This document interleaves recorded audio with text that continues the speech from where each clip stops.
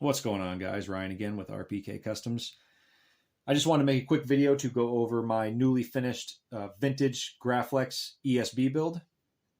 Now, I know I said in a previous video that I was not going to be converting my vintage Graflex into a lightsaber, but I obviously changed my mind. At the time, I only had the one flash unit. And about a week after making that video, I actually scored a second unit, which is this one back here. And what I ended up doing is I took the best parts from both units and combined them to make one nearly mint flash handle. So I guess I'll just start going over exactly what I've done and what parts I've used for the build. First thing right off the bat is I completely disassembled the unit. I cleaned all the parts thoroughly, reassembled everything, and then I very, very lightly polished the chrome plating on the outside just to kind of remove some of the more superficial scratches. And you can see that it turned out extremely well. There's just a few small dings here and there in the chrome plating.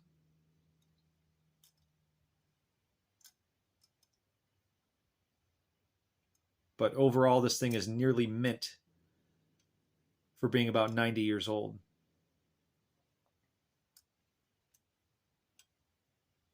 And I believe this top, this was from the 5-cell that I got. I believe this top is a Graflex ink due to the steel step pins, as opposed to the smooth brass pins that we can see here on this early Fulmer. Now, this one's still pretty cruddy on the inside. I have not restored this one yet.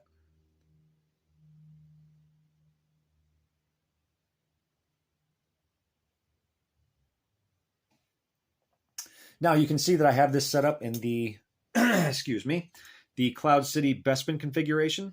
I will be changing this to the Dagobah version once I find myself a pair of flathead screws that I like for the upper portion of the grips.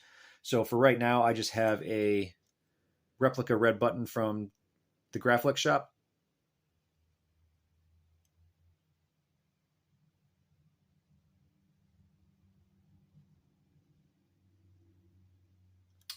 And moving down to the clamp, you can see that I have a replica Otis card from Sloth Furnace. I've weathered and soldered this one myself.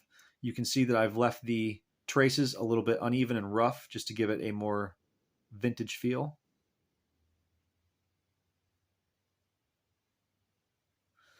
So moving down to the grips, these are Onawanga T-Tracks that were custom cut by Matthew Dooley. I got these probably in 2018. I don't believe Matthew Dooley is cutting these anymore. So it's kind of nice to have them on this hilt. I had these on my older TGS replica, and I removed them to put them on here just because I like them. I have a set of vintage screws, but I only have 2. And I obviously need 4 more since there's 6 grips on here. So I am on the hunt for some vintage screws. I would install them, but the heads on the vintage screws are a little bit different size and shape than what these ones are.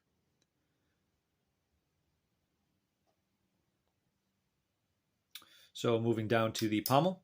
And again, I have a Onawanga replica Cobalt D-ring. Let me see if I can turn the light off. That might help. You might be able to see a little bit better. You can see that I have this set up in the Ranch Saber configuration where the lettering is running horizontal to the Cobalt.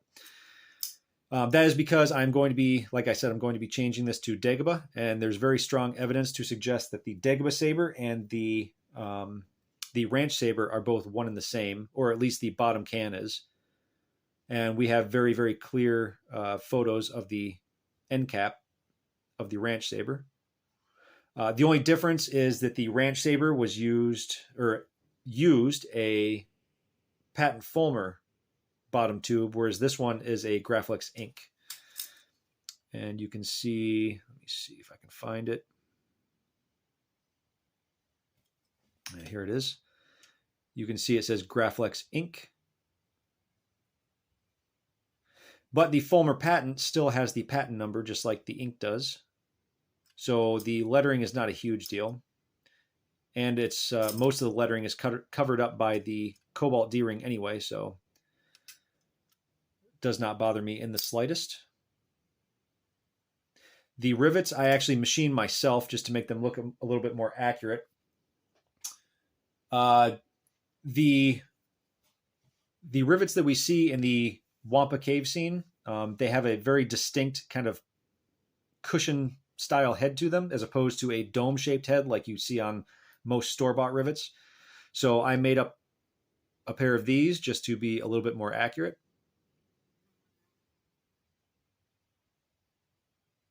And I haven't seen any sets of really accurate rivets on the market. I could be wrong. I just haven't seen any floating around. So if anybody is interested, I can make you up a pair of these.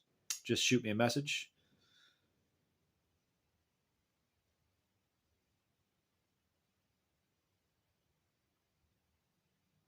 And this is going to be a pretty controversial part of the video. I actually drilled into this vintage flash tube to attach the grips and the cobalt D-ring. I highly discourage anybody from trying to do that at home. One of the reasons I did was because I went to school for machining a while ago, and I have all the experience I need. I've been in the custom lightsaber hobby for probably since I was like 13 years old. I'm 34 now, so that's 21 years.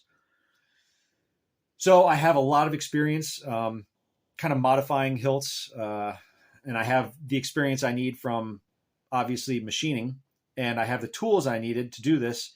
And I felt comfortable knowing that I could do this safely without damaging any of the vintage parts. Another reason I did this, and probably the main reason, is because I've been searching for one of these for about 25 years now. And now that I have one in my collection, I am never going to be selling this thing. This thing will get buried with me when I croak. And if I am never going to sell it, I wanted to build it exactly how I want to do it. Now, again, I highly discourage anybody from drilling these things at home. There's ways you can do it that does not damage the bottom can at all. You can glue everything or use double-sided tape. Again, I just have the machining experience, so I felt comfortable doing everything safely. If I turn this light back on, you might be able to see a little better. And for those of you wondering, this is the first top that I got. This is the early Fulmer. The clamp is from the 5-cell that I got. And this bottom can right here is just a TGS replica. I just have this installed to kind of give an idea of what this is going to look like when I get done converting it. I think I'm going to get a different TGS replica because this one is set up for sound venting out of these rivets right here. And I would like to keep that on my installed TGS replica.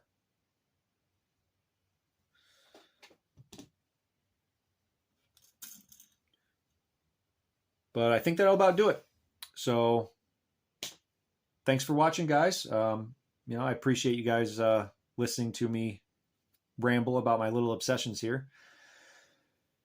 If you would like a set of rivets, a set of accurate rivets, you can shoot me a message on Instagram, Facebook, YouTube, email. Well, thanks for watching, guys. May the Force be with you.